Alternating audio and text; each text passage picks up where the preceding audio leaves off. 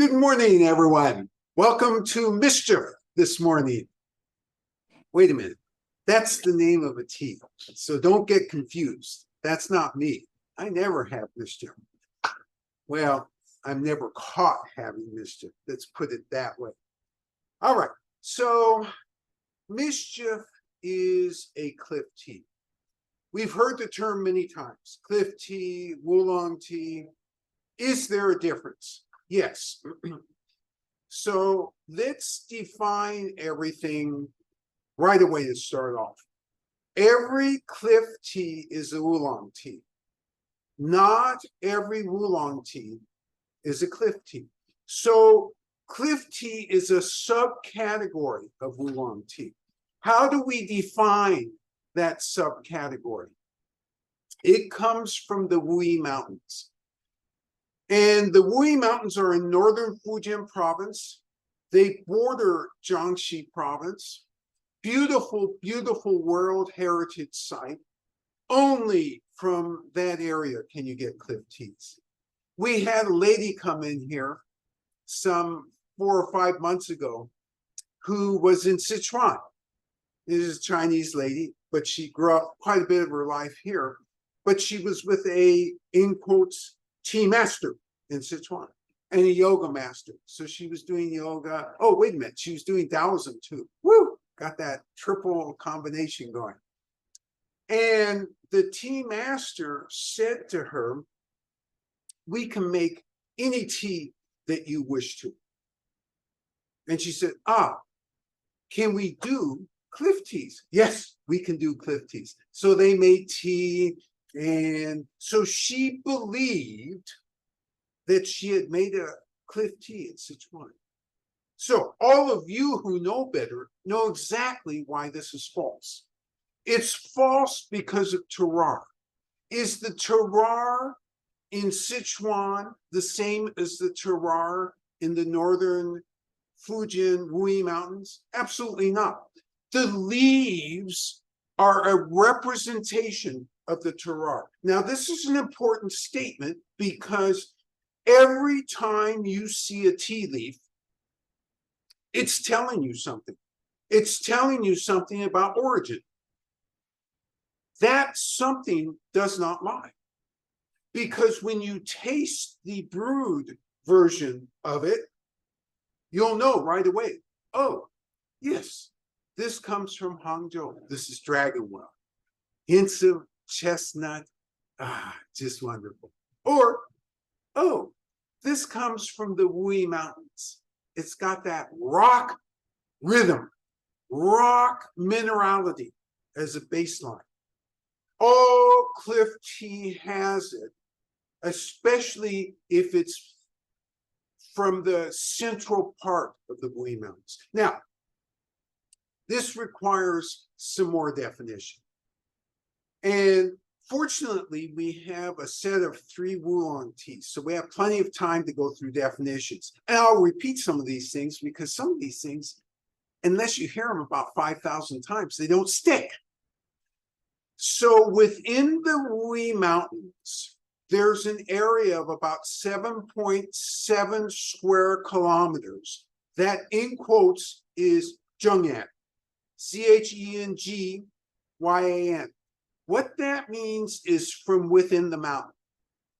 And there's some colorful names of some of the mountain areas in there. Horsehead Pit, Cattle Pen Pit. And so sometimes the villagers, and so, by the way, remember I started out with terroir, right? Well, terroir, the way I define it, or the way we define it here, includes cultural terroir. So I'm about to give you some. In this area, they say they grow horse meat, maro, or they grow cattle meat, nuro. And that refers specifically in a jocular way to these 2 areas that produce spectacular tasting tea. Some of the most expensive tea in China. So there's a shop in Hong Kong And recently somebody pointed out this shop to me, and they were advertising over the internet that they sell a cup of tea from this area for $500 US a cup. And what they're talking about is a small pot with some leaves in it that you brew. And that thing in the shop itself as loose leaf is going for $3,000 to $4,000 a pound. It's a cliff tea and from this area. So that gives you some sense about expense and rarity from this area. Now, is this the primary area that you can get the best cliff tea?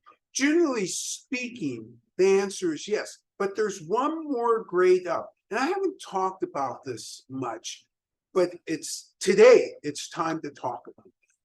So when you're thinking of the highest possible experience, cliff tea experience, they refer, who's the antecedent here?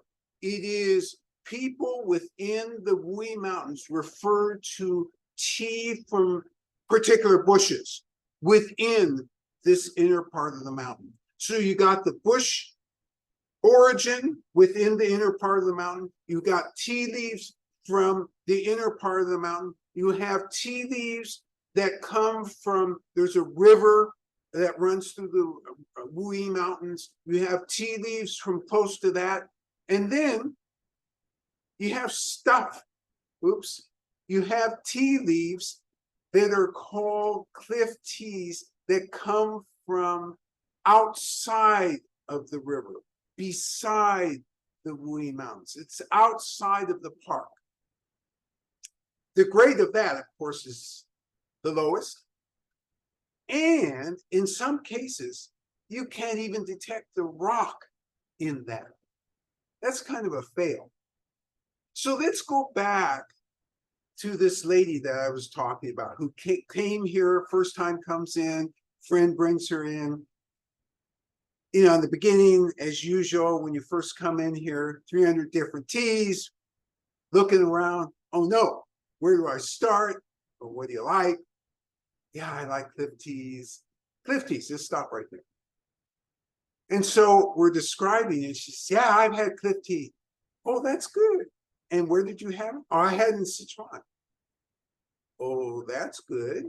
And it came from the Wuyi Mountains. Oh, no, I made it in Sichuan with my Taoist / yoga master. So it was grown in Sichuan. Yes, grown in Sichuan. So that's a fail. So if you ever go someplace, as Xiaobei and I did, we went to some shop in some Chinatown. I can't remember. It was so long ago. We go in, we pretended we didn't, this was before we opened this shop. So what we did was actually legitimate. If we'd had this shop open, we had never done what we did. We went in and pretended we didn't know much and started talking. Hey, is there something called cliff teas? Oh, yes, Taiwan has lots of cliff teas. And so, oh, tell us about those cliff teas. Hey, the most famous of the cliff teas, Scarlet Rose, is grown in Taiwan. Oh, we're really interested in that. And kept asking more questions until finally the tea purveyor realized, uh-oh, these people know something. That's an impossible statement, cliff tea from Taiwan. Simply impossible. You can get high mountain tea from Taiwan, but you can't get cliff tea from Taiwan. That's a technical definition of tea, Wulong tea from the Wuyi Mountains. Okay, so we've got that taken care of. This is a complicated process to make this. The most complicated of all styles of tea. And remember, Oolong tea simply is a style of making tea, right? So when we talk about white tea, there summarizes a different style of making tea. When we talk about cliff tea, that summarizes the style that we're talking about today. Now, all Wulongs are semi-oxidized. Fair enough. Anywhere from 10% to 80%. Somewhere in that range, and every farmer who's dealing with a different varietal oxidizes it the way that their grandparents or their parents taught them to do it, because this is a tradition that is passed down from generation to generation. When was Wulong tea invented? It was invented sometime in the late 1500s. Where? In the Wuyi Mountains. Wow. So this is the home of Wulong tea. It is. And what led to that invention? Monks, Buddhist and Taoist monks, because they were experimenting in between the year 1368, when the first emperor to the Ming dynasty said, he wrote a little missive, and in this missive, the first words were listen and obey. And what was he telling everybody to listen and obey? His order. His order was to stop making tea cakes and only sell loose leaf tea. So much like Prohibition, where everybody then started to think, hey, I can do this in my kitchen or in my cellar, and I'll make a little home brew.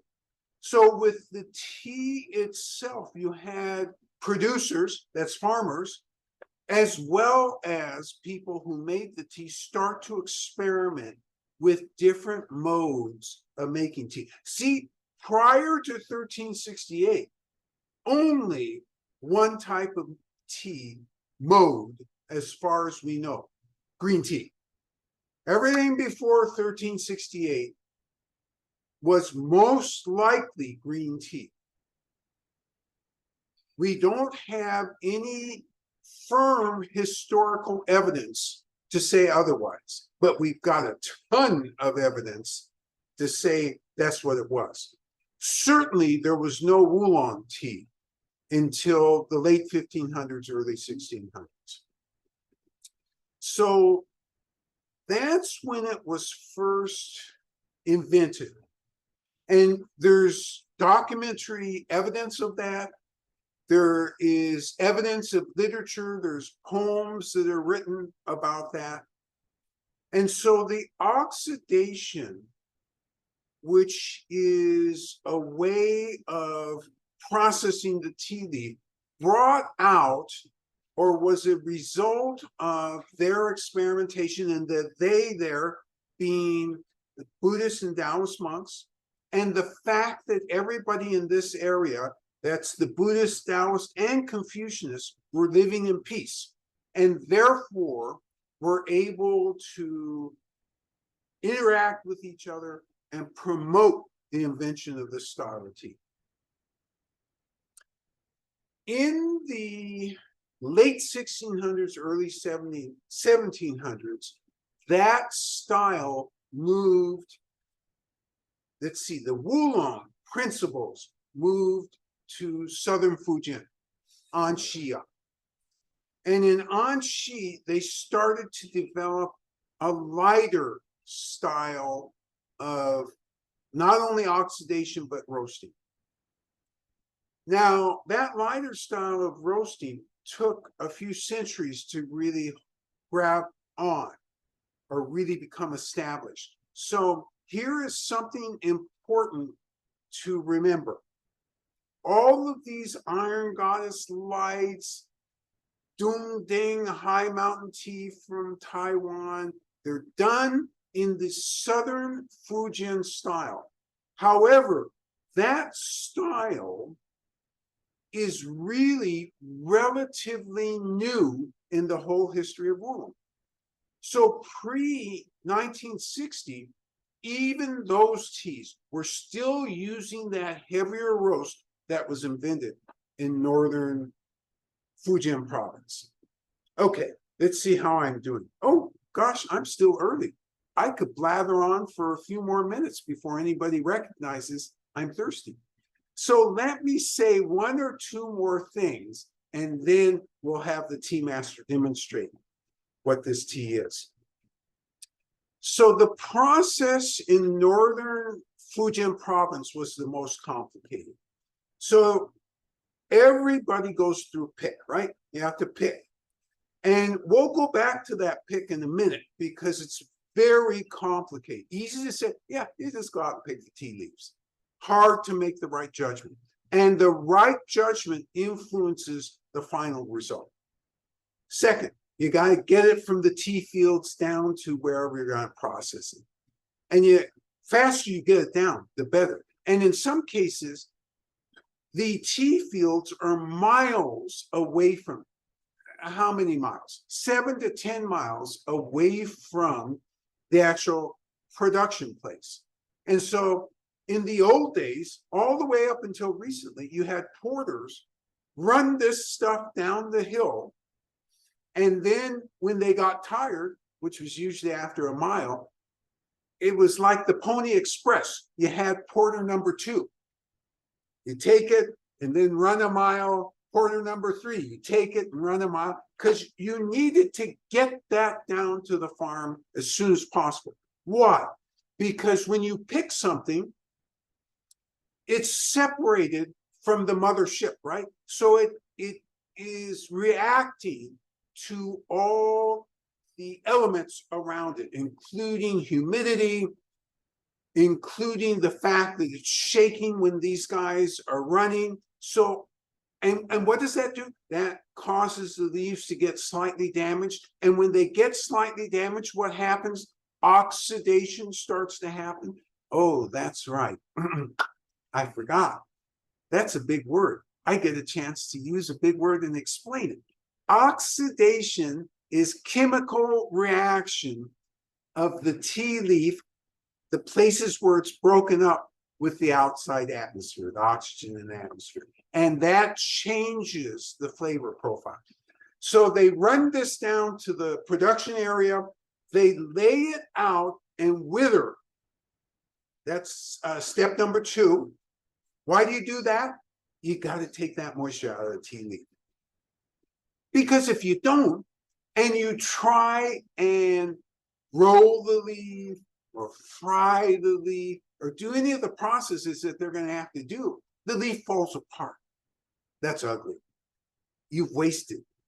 What you have to do is reduce the water content down to no more than between about 60 to 70% within the leaf. Once you do that, it becomes pliable. Then you have indoors withering. And you have this combination of indoors withering, and then you bring it back outdoors. Let's see. Is there a manual for all the farmers which describes, well, here's step 1, here's step 2, here's how many minutes to do this? You know, that's like asking grandma. Grandma, your favorite, no, not your favorite, my favorite cherry pie. Where is the recipe for that? It's up here.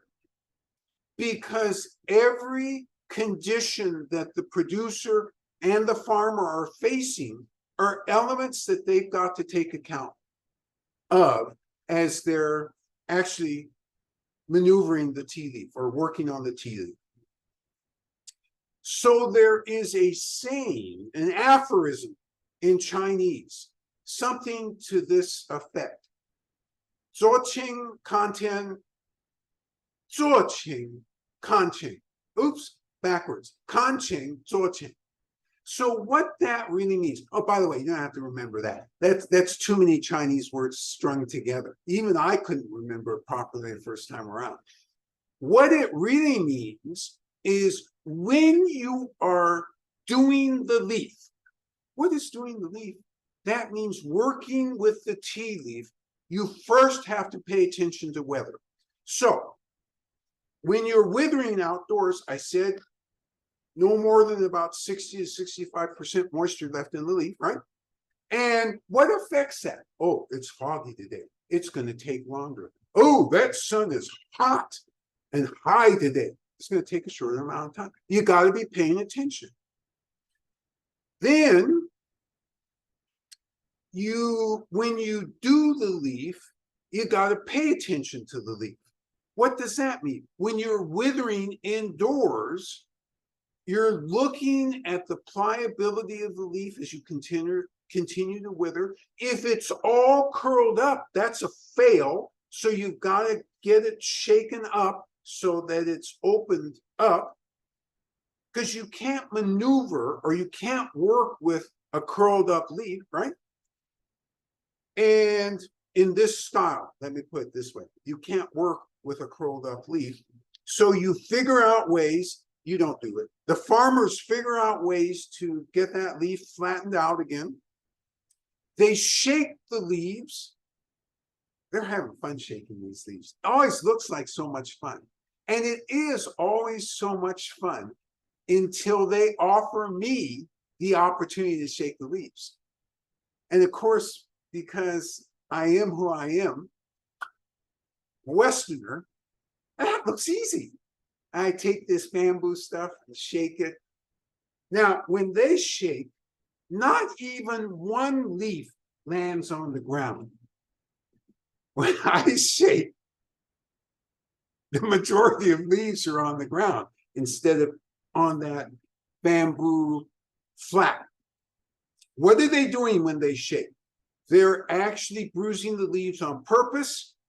Theoretically, when you're doing it by hand, what you want is about 30%. Let's not use percentages. Instead, let's use a descriptor. You want the entire border of the leaf to turn red. And you want it to turn red from the fact that you're trying to bruise the leaves on the edges. Is that 100% successful? Of course not. You have a manual process, but that's what the aim is. So that's what doing the leaf means. After you do the leaf, next step, and we're already on step 5 and 6 here, is you roll it. Oh, I did this backwards. Step 5 isn't you roll it. Step 5 is you fire it at between 300 and 400 degrees, sometimes even a little hotter, in a wok, and then you roll it. And after that, you bake it. Now, I said those things all very fast, and it sounds like that was 7 or 8 steps, except that the baking process, and we're going to talk a lot about this today, the baking process takes an enormous amount of time. What do I mean by enormous amount of time? In some cases, it takes 4 months.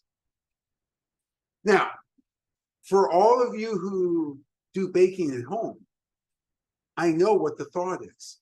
Wait a minute. I put the cookies in on Thursday, March 26th, and I take them out on September 26th. No, that's not what I mean. You bake, you rest, usually for 30 days.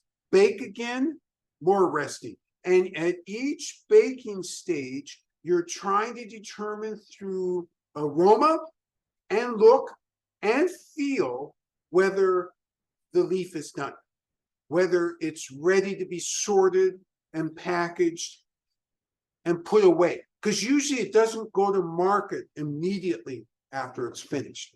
Usually there's about a 6-month window between the time, in quotes, it's finished and it goes to market.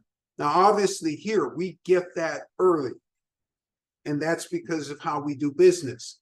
But in China, by and large, especially if it's the top stuff, that goes in the following year before it comes on the market.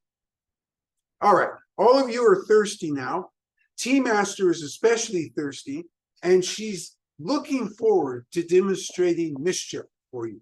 So it is my great pleasure to bring forward the Tea Master to demonstrate Mischief. 你好 ，Good morning. 早上好. How are you? Yeah. This you know the way to Oolong cha. It's in China we call Oolong cha. So.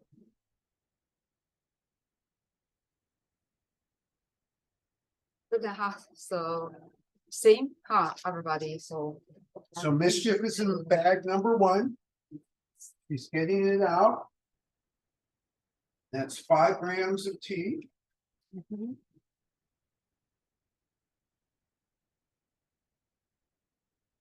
Okay, first. And you notice her tableau is set up like this. Really, all you need is 1 glass cup and 1 clay pot, or if you don't have a clay pot, then a ceramic pot. A glass pot is unacceptable.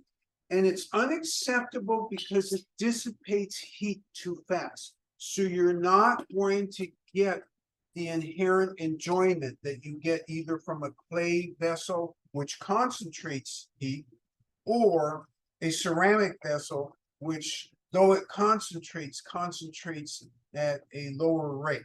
And hence the difference in timings when I send out the email. So you always heat everything up, make sure everything is clean. In this case, we're using 200-degree water.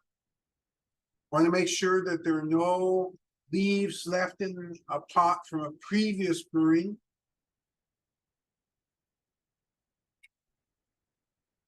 And then you have to have fun. Because what is tea? Rhythm and fun. Rhythm and fun. And then pure enjoyment. Heating that cup is very important. Because that way you make sure, again, that it's absolutely clean. There's no soap stains, nothing on there, which influences your final outcome.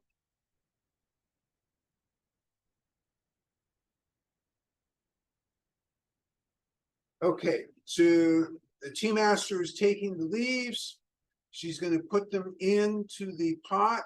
And you notice she's careful. You always have to be careful when you're handling the leaves for a lot of reasons.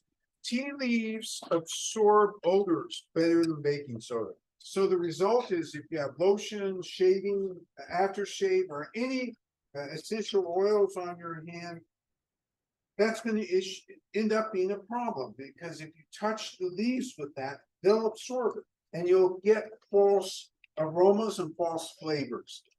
So she shakes it up. She's waking up the leaves. She's drawing 200-degree water. Her timer is set for 2 minutes and 20 seconds.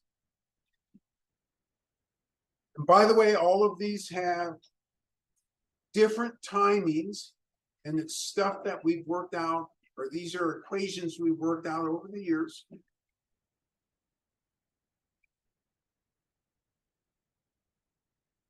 Putting the 200-degree water in the pot, and you remember that she had heated the pot up prior to putting the leaves in and putting the water. Heat is all important with cliff teas, with Wulong teas in general, but particularly cliff teas.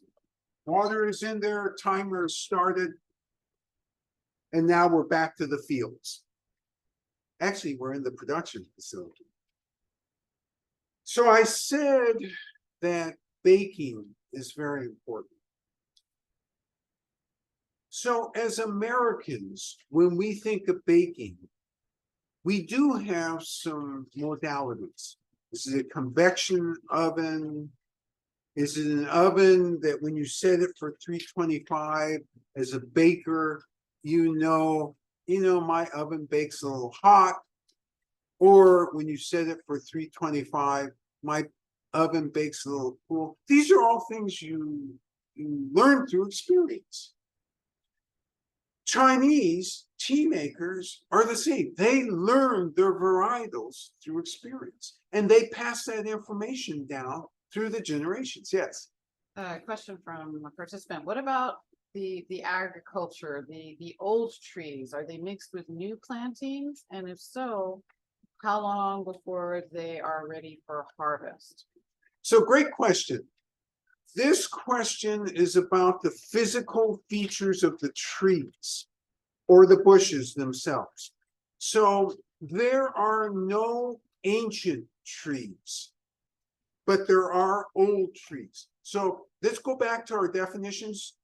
Ancient is 1,000+ years, old is 100 or so. And actually in the Wuyi Mountains, they defined old as more than 70, under 1,000, something like that. Sometimes you'll hear more than 70, under 800. So that gives you a range.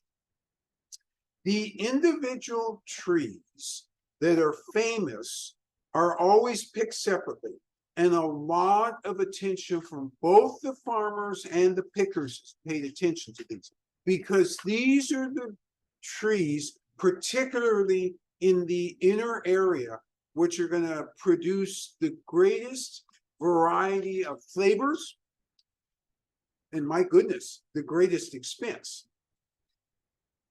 The bushes, and this is a much more complicated question than it seems. The bushes, actually, it really depends where on the mountain they are, how much space is between the bushes. All of these are factors that each farmer determines. Remembering that each farm is about 1/8 of an acre to 1/4 of an acre. And farmers have several farms. They have several planting areas, but they're not all one contiguous area. All right, timer's gone off. Tea master has separated the tea liquor from the tea leaves. They're retained in the pot. And one of the key things that you noticed her do was to make sure that all the water is out of the pot, because you don't want that stuff to keep brewing. And then we have this, looking at this beautiful color.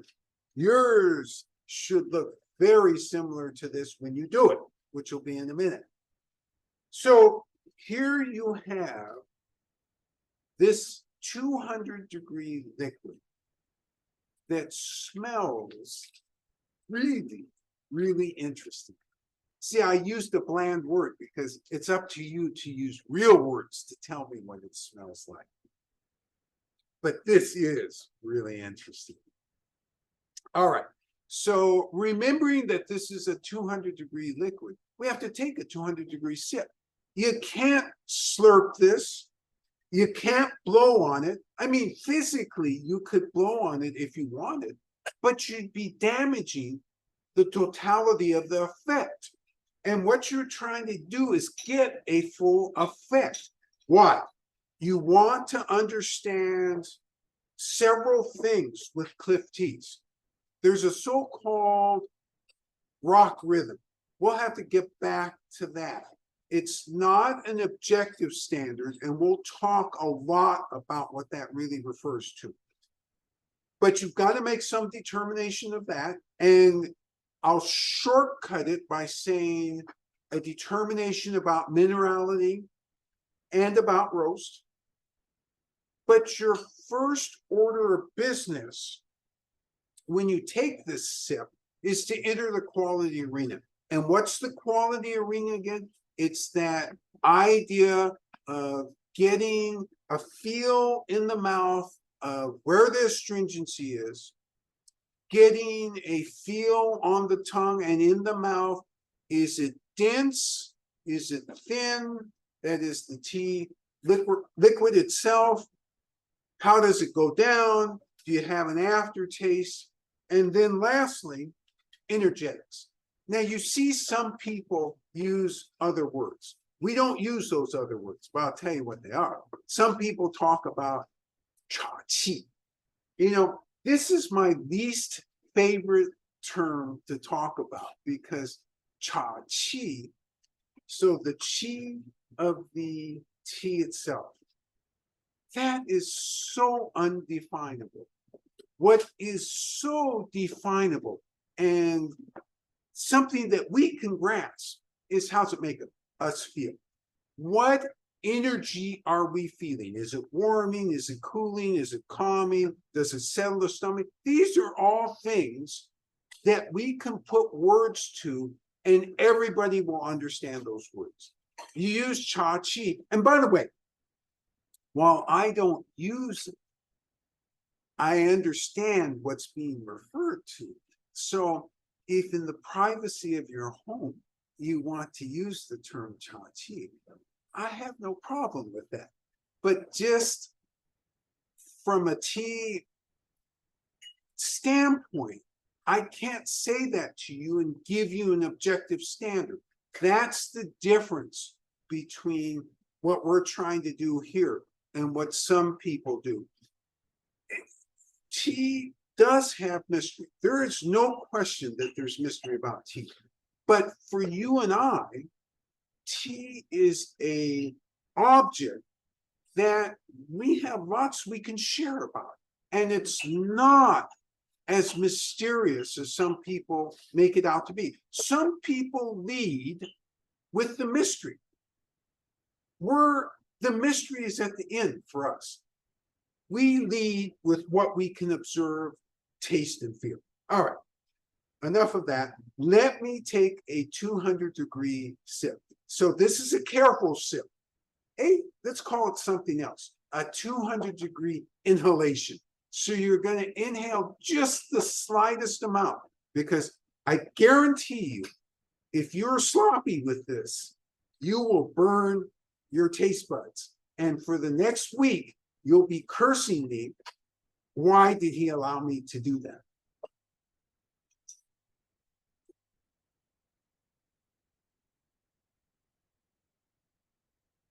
So I have it in my mouth. I'm getting first impressions.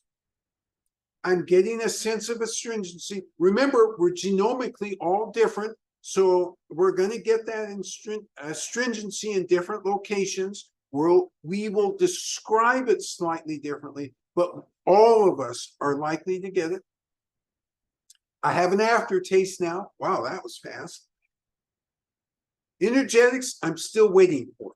And typically, some energetics take a little longer than others. And some of you won't even get energetics. Does this mean that there's something wrong with you? And the answer is no. Again, we all come in different packages, and therefore we're going to have different perceptions. The only thing, well, there's a few things you can't say to me, but the one thing I must not hear over the next X number of minutes is this tastes like garlic. We aren't that different. So I'm going to take another inhalation.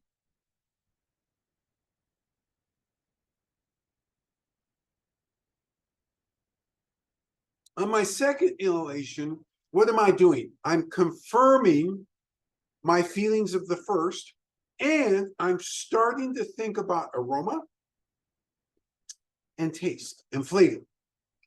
And what is the nature of that? So this is how we carefully achieve tea rhythm, and particularly with an oolong. And remembering that the oolongs, more than any other modality, will appear to change as you go down through the cup. So just be aware of that and pick up those changes. Now, some of the oolongs are more centered and have less change. Some have wild amounts of change. So just be on the lookout for that. All right, it's your turn to brew, and the tea master will brew along with you.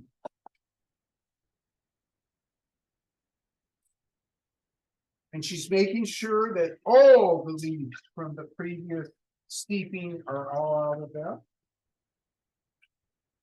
Because you don't want influence of previous steepings. You don't want influence of previous varietals. You need to be careful with this stuff. You've already set your timers for 2 minutes and 20 seconds. And you're using 200-degree water.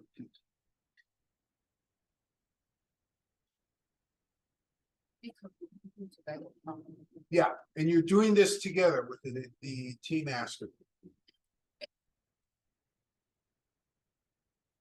Adding the water.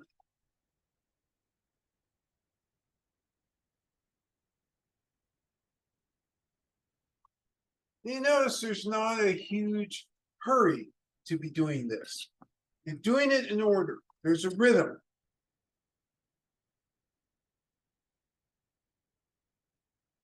So you're heating the cup. Now, yes, you're heating the cup. You've heated the pot. And now it is ready for you to add some tea leaves. So bag number 1, labeled Mischief. Put the tea leaves in your pot.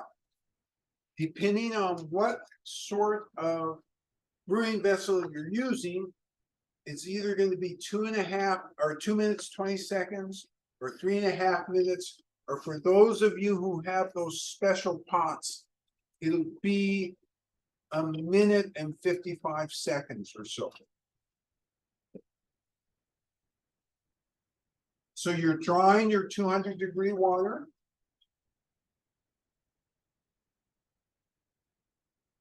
And you've shaken the leaves around in the pot brewing vessel because you want to wake those leaves up. And then you're going to add the water.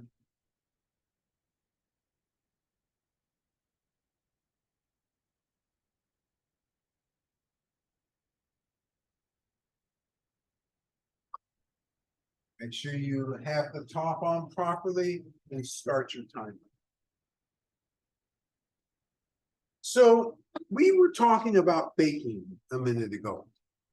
And the reason we're talking about baking is because there are 2 steps that really define the end result of Cliff teas. Now, I boiled it down to 2 steps when in fact everything represents importance, including the pick.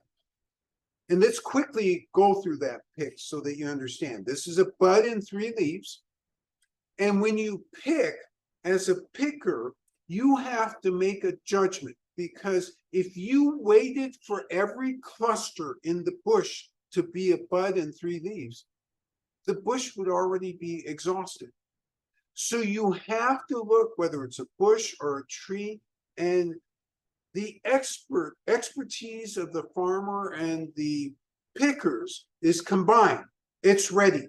And so they look for the bud and 3 leaf combinations. All right. We talked about making the green, and we talked about why that's hard and important. Let's talk about this baking. In the Wuyi Mountains these days, there's been machining, that's not a good word. There's been an increase in using machines to do various processes. And that does have an end result that's a little different. And you have to watch the machines differently than when you do it full on by hand. So this baking, there are electric bakers, but what I'm talking about in terms of baking, which probably about 30 to 40% of the farmers still uses charcoal. The other 60 to 70% are using electric ovens. So when you're using charcoal, it's a whole nother ballgame. First off, you have to use smokeless charcoal. That's the first thing. Your timer has gone off if you're using an Yixing pot. If you're using a ceramic, you still have a minute or so. You're going to separate the tea from the tea leaves.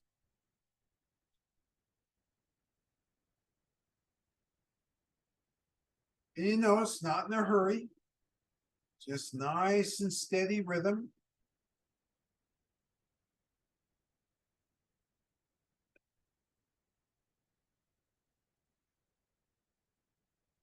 Look at that beautiful color.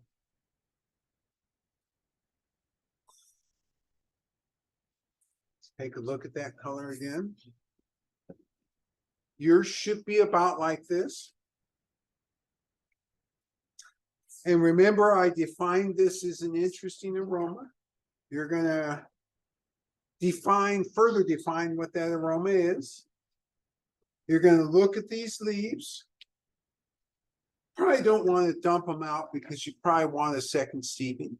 So take a look in your pot. And then you're gonna enter the quality arena. And you're gonna make some judgments about this quality arena. And that's what you're gonna tell me while I tell you more about baking. So when you're using charcoal, the way they do it is they have a hole in the ground.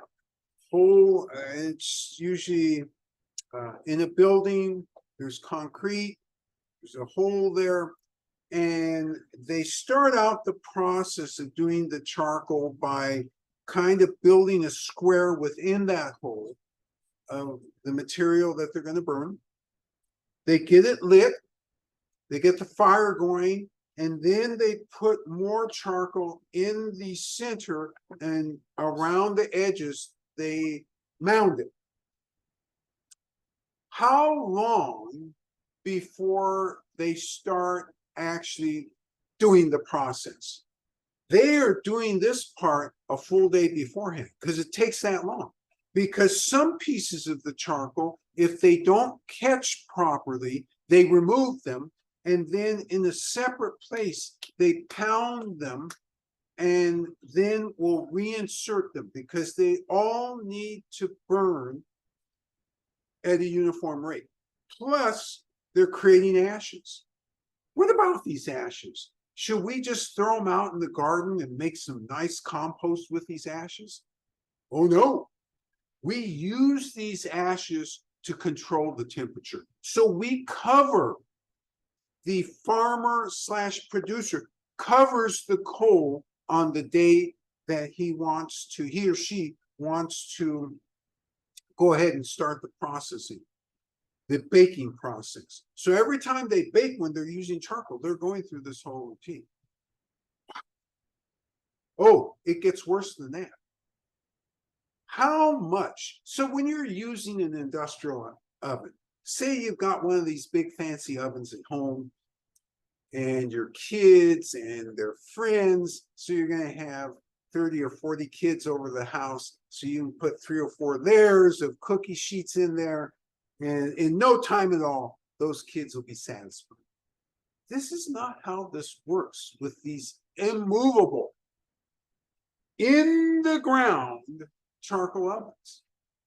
You can only roast a limited amount. The thickness can't be more. Well, it can be anything you want, but typically it averages around 10 centimeters. Too much, it takes too long, steam develops, it's uneven. Too little, it burns. So you have to know what you're doing. Yes. Can you please tell us about the photos you sent? I can. The photos I sent, if I can just bring them up in my head, oh, okay. Yes, the producer will pull those up and I'll look at those and then tell you exactly what they are.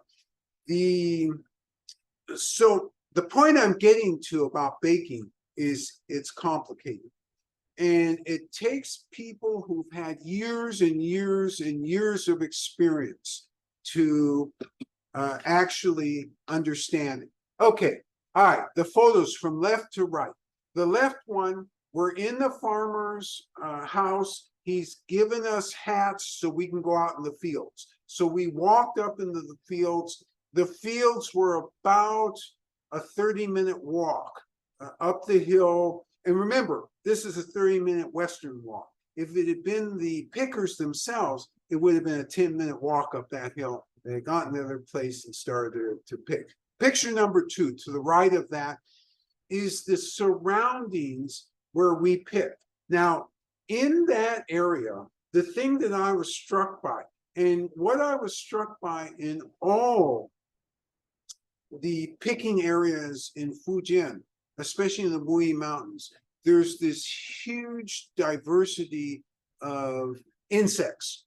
And so one of the first things, and of course, I'm always, because when I am there with a group, I'm always worried about, oh, what insect is somebody going to entangle themselves with that I'm going to have an issue with? And the first thing that caught my eye, the size of a bee-like creature, which is the largest I've ever seen. And I could hear it well before it came in, much larger than a bumblebee. So that was the first thing. The second thing is, in that area, there are spider webs all on the top of the tea bushes.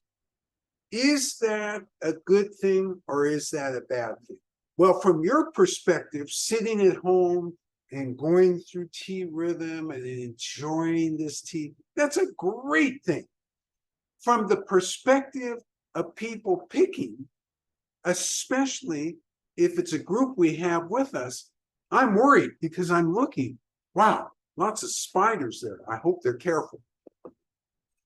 All right, the next picture after that is an older bush.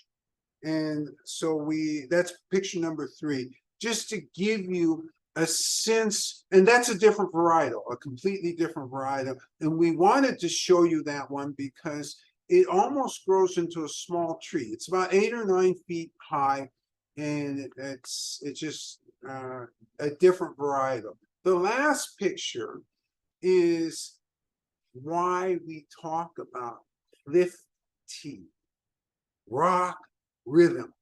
This area is volcanic. And so they've got this saying, it's got 36, oh no, I've forgotten, 36 something, 72 caves and 99 rocks. I forget what the 36 is. It'll come back to me in a minute. And the rocks, what they're referring to are these small cliffs, and they're volcanic in nature. Sometimes the tea bushes, tea leaves grow on the sides, sometimes completely inaccessible. Many times they grow on the tops, so they have these winding trails that grow at the top. And in the valleys, they plant those. And so you've got these weird shapes and streams running down there. It's just really, really a beautiful area. Okay. And so with all those buggies, that means that nobody's spraying, right? Yes. Yeah. If you have bugs, how can anything be being sprayed? So that's why, yes, I didn't finish that comparison. For those of you who are seeing here this morning, you're really happy that I'm reporting back that there were spiders and huge bugs flying around, and you don't have to worry because it's not sprayed. Yes. Well, the participant says he missed smelling the warm leaves, but the steep leaves have this mineral floral scent. And then the tea liquor has a honey sweet caramel scent. It's as if this tea has multiple personalities and they sort of split between the leaves and then the tea liquor. So multiple personality tea. I love that description. You got the heated leaves, which have hints of floral, and then you've got the tea liquor, caramel, honey, sweetness. It's like schizophrenia. Are you floral or are you sweet? Beautiful description. Lots going on. This is not atypical of cliff teas. Yes. Another participant says she's curious about how you would describe this cliff tea in terms of light, medium, or strong. The roast feels very strong to her, but the astringency feels more like a medium cliff tea. So this is a great question. Questioner asks, when you're focused, does this seem like a light, medium, or heavy cliff tea? Because the commentator notes that the astringency makes it feel medium, mid-level, whereas the look of it seems darker or seems heavier. So the way we would answer that, and the way they would answer this in China, is this is a mid-level roast. Mid to the higher range of mid. And so you've caught a very, your question is really good. And I'll tell you why it's so good, because this is what judges have to evaluate as they're going through contests. And we're going to talk about contests here in a minute, because that ends up being extremely important to these farmers. These farmers are all in competition, and we'll speak about that in a minute. Yes. Somebody else comments, the unheated dry leaves had a woodsy scent, but then the heated leaves smelled earthy and fecund of new growth. She got the minerality hints in the wet leaves, also the floral. Woodsy in the dry leaves, fecundity, earthiness in the wet leaves, with also a slight hint of floral. So this evaluator started with the dry leaves and worked their way through the wet leaves. Great approach to this. And again, this style, this modality has more range than any other modality of teas. And so the result is, when you're looking for interesting, so if somebody says to you, hey, I understand you go to that unique tea shop in Montclair Village. Bring me out some unique tea. Bring me out some interesting tea. Grab the cliff teas. I mean, all our teas, for one reason or another, are interesting. But the interestingness of the cliff teas is so apparent right away. Interestingness in other modalities sometimes is a little more subtle. And you're picking up all these elements which are really interesting about Mischief. Yes. Another participant comments, the aroma of the leaves in the bag was sweet and floral. And then after plunking them in a heated pot, the sweetness left and floral got closer to more like meadow. On the liquor aroma, peat bog, ? She agrees with Rob, multiple personalities. Is that the Mischief? Love this comment. Commentator, in a subtle, sly way, is asking why we named this Mischief. Now, I'll get to that in a minute. Talked about the dry leaves, which Sweet and floral. sweet and floral, And then heated, it disappeared, and floral became more like a meadow. oh, that's right. Floral became like a meadow. Why do I like this so much? What it's showing is that there's complexity in this tea, and that all of you are grabbing onto pieces as the tea goes through its transformation as heat is applied. And all of you, none of you are wrong. That's the really interesting thing about this, because you're all doing this at different points, because the transformation is happening really fast. The volatiles shoot up and then disappear. So some stick around. So the floral is a constant theme until you get to the tea liquor. That meadow, I absolutely understand that in the wet leaves. And it does drive out the floral to a degree. It drives out everything else to a degree. And usually I use a different word, but I like your word better. I do like meadow better. And then by the time you get to the tea liquor itself,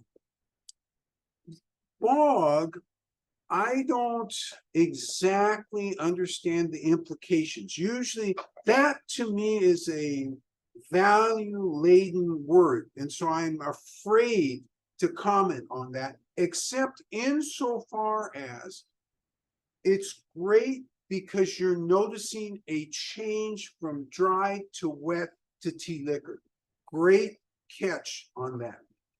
Another participant says she's getting hints of dark chocolate in her first few sips. Smooth and mellow, very little astringency.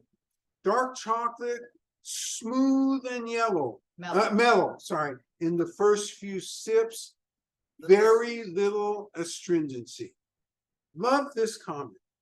So there is some astringency, but very little and mellow. For the most part, When you drink cliff teas from many other places, what you will find is over roast. You will find not mellow. You have nailed what's really special about this. And for those of you who aren't used to drinking cliff tea, this is really an interesting way to get into the mischief that this actually presents. It is mischievous. It is changing. It's ever changing. And yes, the namings are not an accident. Another participant says, I got up too late to have white tea first, so my first sip today was Mischief a few minutes ago, and the roastiness got right in my head. This is welcome. Fire, smoke, charcoal in any form is sacred to somebody. Quick ceremony, come and gone. Fire, roast, and smoke right in this person's head as this commentator's head as they're drinking this. This is great. Usually, I don't accept very easily smoke, but fire and charcoal I absolutely accept. And one of the reasons I don't typically say smoke, except at a faraway distance, is because compared to smoky pine, that's heavy smoke.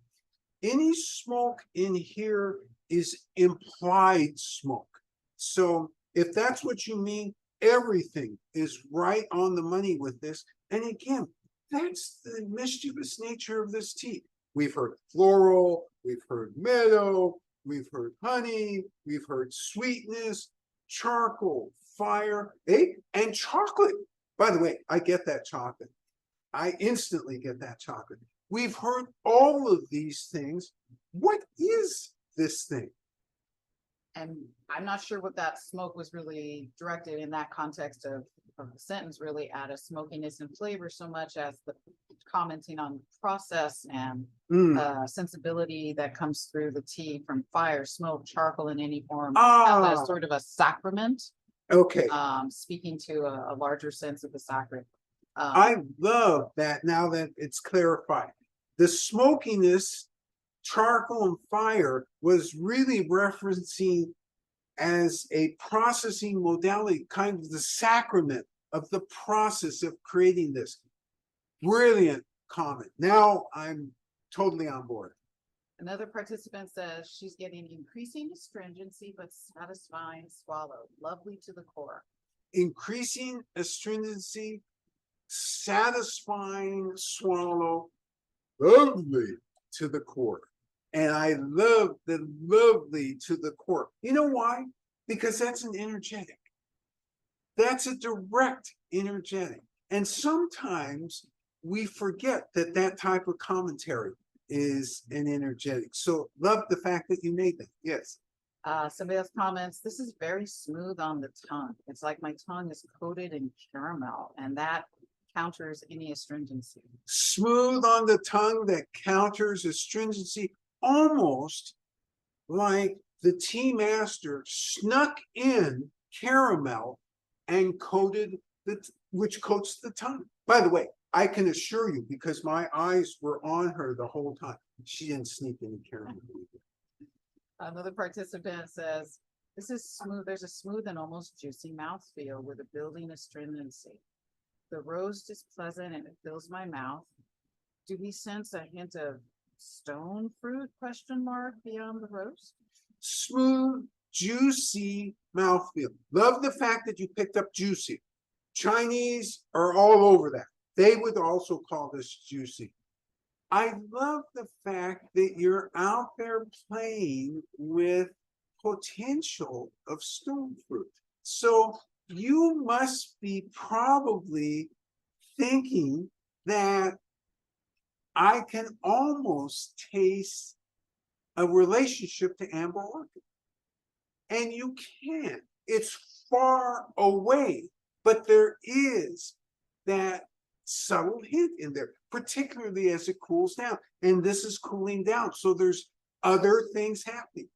I told you in the beginning that typically your best cliff teas have changes, big changes from start to finish. This is no exception. Yes. Another participant says, maybe the roasting process is revealed on the tongue. Initially for me at the tongue tip and then in the center as it cools a bit, a bit more minerality becomes apparent towards the back of the tongue. It's so good that I don't want to swallow. If it's pardon me, and it has a great wet feel to it as well. Thank you. Great wet feel to it. Love this comment. Another brilliant way to say juicy. Also, this commentator talks about the charcoalness, and that sense of fire is evident more than anything at the beginning. And by the time it gets from the beginning of the tongue to the back of the tongue, ready to swallow, doesn't want to swallow. It's that good. It's that much flavor in this. This tea. So, okay, why is it most of you haven't had this tea? Well, according to the resident Sophie's Cuppa tea historian, who recently said to me, you have 120 cliff teas. This is the reason why. 120. It's hard to go through that whole list. But there are some real gems in this list, and Mischief is one of them.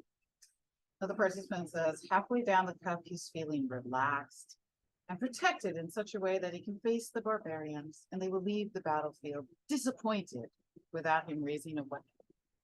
So this commentator is feeling ultimately relaxed, so relaxed that he dares to go on to the battlefield that's full of gargantuans and barbarians and dragons. And yet he knows at the very end, weaponless, but with mischief only, he will bring home victory. I said he. The commentator was. Oh, was it he? Okay. Suddenly I realized I didn't know. Yeah. There you go. One of the participants says she went back and smelled the bag while the tea was steeping and got a whiff of licorice. Interesting. And that's the only place where she noticed that. So this participant smelled the bag and got a whiff of licorice. So again, when we think of this tea, and hence the name, it's just all over the place. I don't get licorice, but I don't have to. And I can understand how you might, because there is a lot occurring with this tea. So a very legitimate comment, especially since you said it was fleeting, because this tea plays with you. Lots of things are fleeting. I'll tell you what's not fleeting though, the mellowness, the wetness, juiciness, the ability to just drink this, especially as it cools, almost like it's a juice. Another participant says she finished her first cup several minutes ago, but she can still taste this tea and feel it throughout her body. Long-lasting flavor and energetics. Long-lasting flavor for this commentator and great long-lasting energetics. Can still feel this tea even though the commentator finished it several minutes ago. And your best of the cliff teas do this. If you're getting this, you're truly understanding this tea. Another participant says yes to a couple comments by other participants. She's feeling energetics all through her body, an empowering tea, question mark. She's feeling comfy, sitting up, and is ready now for the day. Energetics are empowering, feeling comfortable. This tea has brought this commentator to be ready to face the day. And in fact, this commentator is thinking, even though they didn't say it, I can already tell, is thinking Bring on more rain. I'm ready. All right. Let's see how I'm doing. Oh my goodness. Over top. Not so unusual. You all are used to that. Great commentary by all of you. Love the fact that you were able to actually jump into this tea. We look forward to the next couple weeks of Wulong teas. Next week is not a cliff tea. It's an Anshi tea from southern Fujian Province called Harmony. And then week 3, we go to something called, what is that called? Volcano Mountain? Oh no, Lava Mountain. So what is your responsibility for this week? Well, make yourself a second cup of this tea. That's the first thing you start today. Secondly, keep in good health. And then lastly, remember, we are going to Japan. And our last open day is April 2nd. Now, I know none of you want to have the very unpleasant experience of a tea emergency. So go ahead and make your orders right now if there's anything you think you're missing. Because remember, we'll be gone for a month. Have a great week. We look forward to seeing you next week. Bye-bye now. Hi, everybody.